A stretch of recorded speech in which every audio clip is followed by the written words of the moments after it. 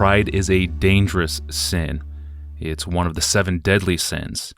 So when you're a notable person who gets noticed and approached by strangers in restaurants and in airports, how do you stay humble? This was a question asked of Pastor John at the Desiring God National Conference in October of 2010. And to raise the stakes a little bit higher, Pastor John had just been presented with a Festschrift. It was a large book published in his honor as a surprise gift. It's titled For the Fame of His Name.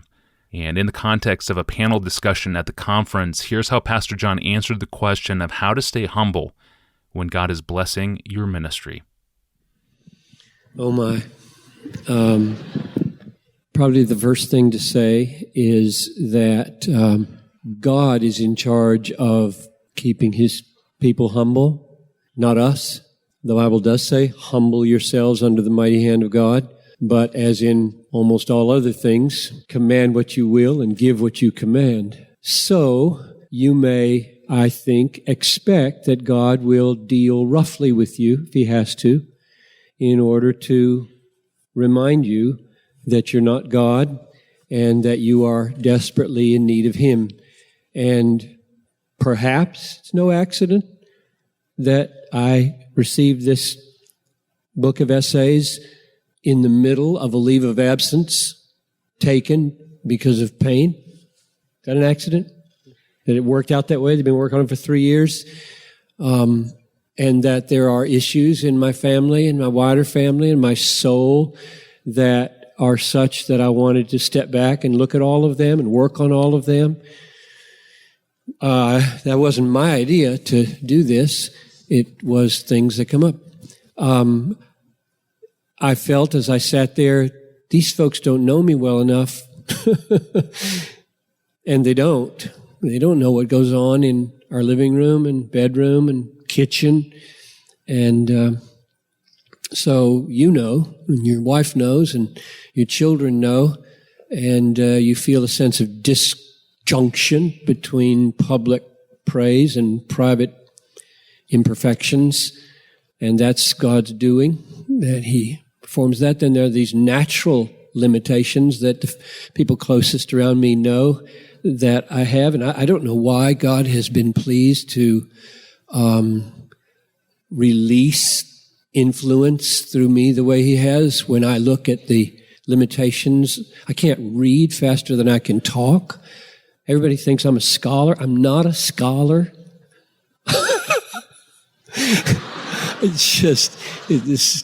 So I feel like they're gonna wake up and say, what did we just do? You know, to give this, I have learned to navigate my limitations and just do the few things I can do as well as I can. And I'm always thinking about what I can't do. I just wake up in the morning and think what I can't do. So God, I think, fits us with weaknesses. He leads us through the valley of the shadow of death. He leads us in His providence, yes, even in and out of sin, and does what He has to do to break us. So that's the first principle. God is in charge of keeping us humble, and He loves us so much, Hebrews 12, that if you are a child and you are not yet disciplined, you may be a bastard.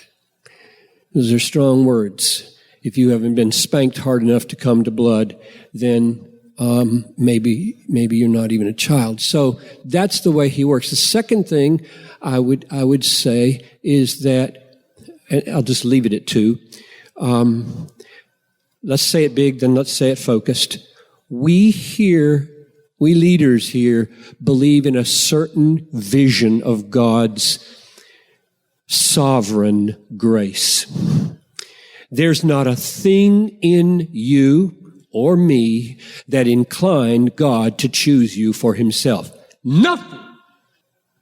There's not a thing in you that inclined God to cause you to be born again. Nothing.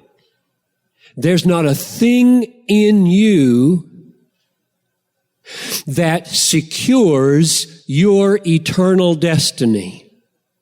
Nothing. It is totally free. This is our theology. Unconditional election, unconditional regeneration, unconditional propitiation, conditional justification, faith, and that's a gift. Our theology is meant to flatten us. 1 Corinthians 1:29 and 30. All these things, not many of you were wise, not many of you were high-born. Why? So that no one would boast in the presence of God. Let him who boasts finish it. That's weak. Boast in the Lord. Because not all of you are there. Let him who boasts boast in the Lord, that no flesh might boast in the presence of God. Salvation is designed in a way as to cut the legs out from under all human boasting. It's designed that way.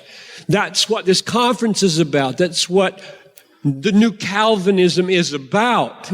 It's about smashing human pride and getting glory for God. Now, I said that's the big picture. The narrow picture is Christ crucified. What? The most important event in human history is the death of the Son of God. What's the meaning of the death of the Son of God? It means I am unspeakably lost. It took that much to save me. Anybody that lives near the cross isn't going to put his thumbs in his armpits and strut. Not going to brag about his stuff. He's not going to talk a lot about his achievements. He's just looking at that incredible horror and saying, that's how corrupt I am. And the cross has another message. And it's good news. That's how much I'm loved. And it's free. The biggest challenge theologically and experientially for us is to feel loved unworthily. To get up in the morning and be thrilled to be alive and to be thrilled to know God totally undeservingly. That's the challenge.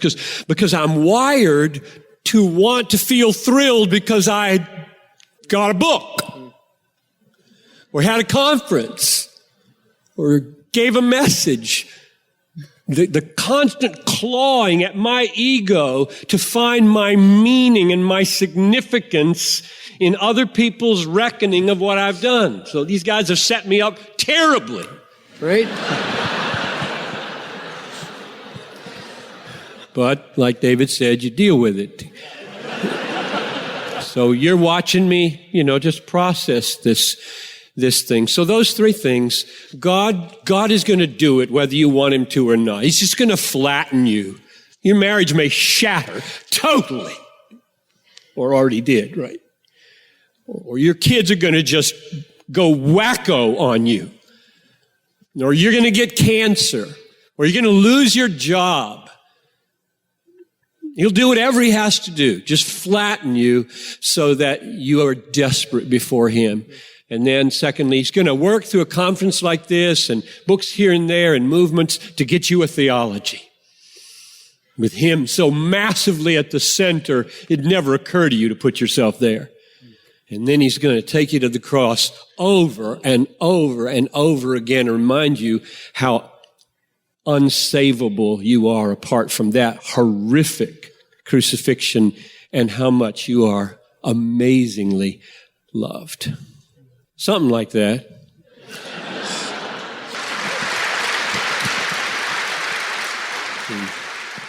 Amen. It all goes back to the cross. This excerpt was taken from the speaker panel at the Desiring God 2010 National Conference. And the book I mentioned earlier that was presented as a surprise gift to Pastor John at the conference is titled, For the Fame of God's Name, Essays in Honor of John Piper. And you can download the book free of charge at our site, desiringgod.org/books. And there you can find it. The title again is For the Fame of God's Name, Essays in Honor of John Piper. This excellent audio clip was sent to us by listener Rebecca Kim. Thank you, Rebecca, for this clip. And we're going to be back tomorrow. We're going to talk about parenting tomorrow. Does Proverbs promise us that if we raise our kids right, they will not fall away from the faith as adults? John Piper will respond tomorrow. I'm your host, Tony Reinke. Thanks for listening to the Ask Pastor John podcast.